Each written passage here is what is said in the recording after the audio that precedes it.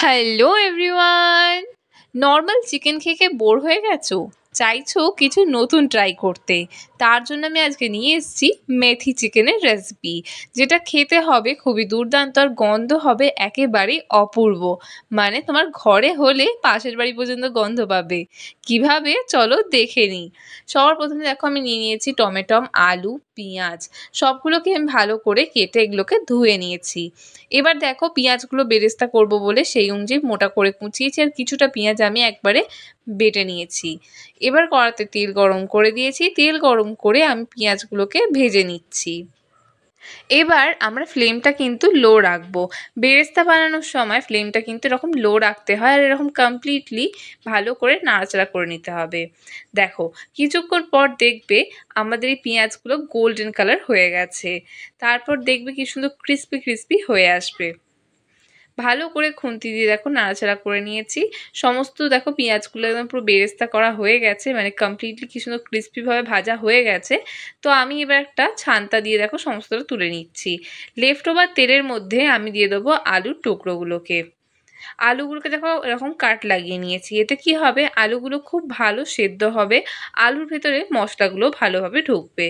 আলুগুলো দেখো ছাঁকা তেলে ভালো করে ভাজা হয়ে গেছে গাগুলোকে। আমি এবার আলুগুলোকে তুলে একটা সাইডে রেখে দিচ্ছি। আর এই সময় কিন্তু বেরেস্তাগুলোকে হাতে করে একটু ক্রাশ করে নেবে, ঠান্ডা হয়ে গেলে কিন্তু এগুলো ক্রাশ করা যাবে না। লেফট ওভার তেলের মধ্যে আমি দিয়ে দেবো গোটা গরম মশলা। মশলাগুলো হালকা ভাজা হলেই আমি দিয়ে দিচ্ছি পেঁয়াজ বাটাটাকে। ভালো করে খুন্তি দিয়ে দেখো এরকমভাবে মিক্স করে নিতে হবে।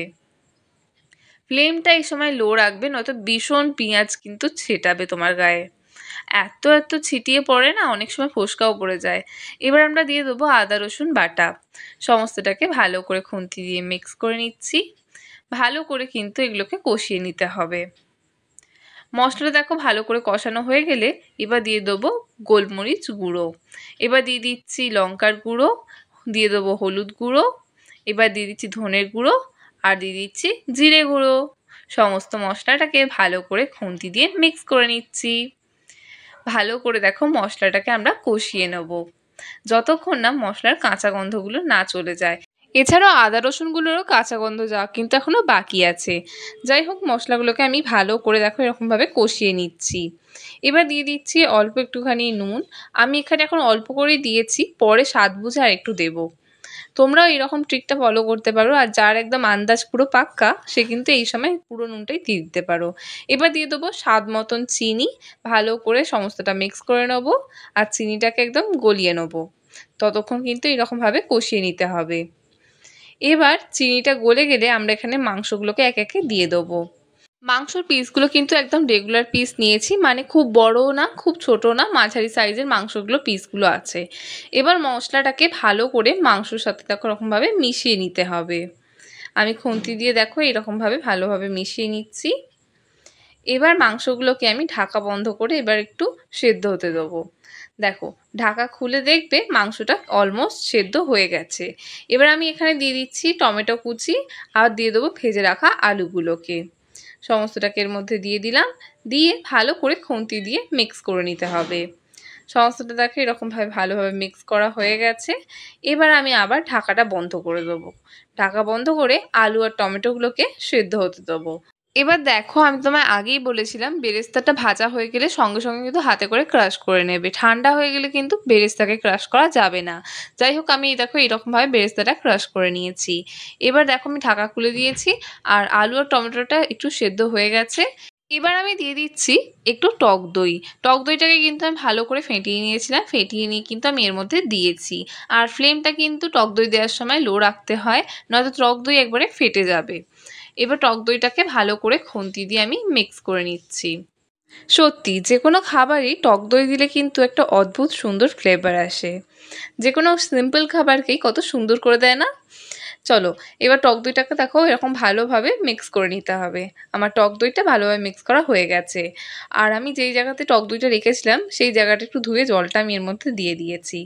এবার সমস্তটাকে দেখো ভালো করে আমি ফুটিয়ে নেব। এই সময় ফ্লেমটা কিন্তু আমি বাড়িয়ে দিচ্ছি। বাড়িয়ে দিয়ে দেখো এই সমস্ত জিনিসটা ফুটবে। সমস্ত জিনিসটা ফোটার পর দেখবে টক দইয়ে কিন্তু এবার তেল ছাড়বে। এবার তার আগে দেখো আমি দিয়ে দিয়েছি বেরেস্তাটাকে। তোমায় কিন্তু আগে আমি ভিডিওতে দেখিয়ে দিয়েছি বেরেস্তা দেওয়ার আগে বেরেস্তাটাকে কীরকমভাবে ক্রাশ করে নিতে হবে। এবার দেখো বেরেস্তাটা দেওয়ার পর আমি এবার ঢাকাটা বন্ধ করে দেবো। ঢাকাটা বন্ধ করে দিয়ে দইয়ের তেল ছাড়ার জন্য আমি ওয়েট করব। দেখো দই তেল ছেড়ে দিয়েছে। আর এই সময় কিন্তু আমি একটা বাটিতে ঘি গরম করেছিলাম, তারপর ঘিটা ভালোভাবে গরম হয়ে যাওয়ার পর ফ্লেমটা বন্ধ করে দিয়েছি।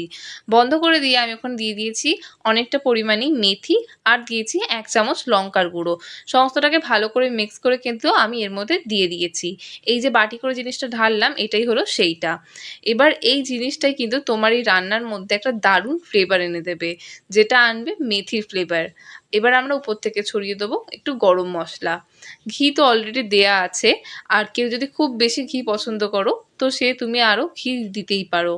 আর তোমরা যারা আলুকে দিতে চাও না তারা আলুটা নাও দিতে পারো। আমি আসলে আলু খেতে খুবই ভালোবাসি, তো সেই কারণে আমি আলুটা এর মধ্যে দিয়ে দিয়েছি।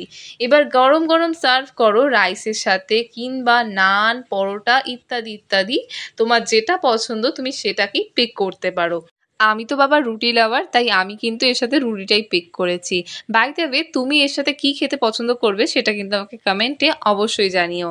আর বাড়িতেও বানিয়ে ফেলো এরকম সুন্দর টেস্টি রান্নাটা, জানিও তোমার ফ্যামিলি মেম্বার্সদের এটা কেমন লাগলো। এবার তোমাদের একটা ছোট্ট কাজ, চটপট যাও ইউটিউবে সার্চ করো ফোরন বলে, সাবস্ক্রাইব করে বেল আইকনটা ক্লিক করতে একদমই ভুলো না, যাতে আমাদের নিত্য নতুন রান্নার নোটিফিকেশন তুমি সবার আগে পাও। আর তুমি যদি আমাদের ভিডিও ফেসবুকে দেখে থাকো তাহলে আমাদেরকে ফলো করে দিও। And don't forget to like, comment and share. ইতি তোমার ফোরন। বাই।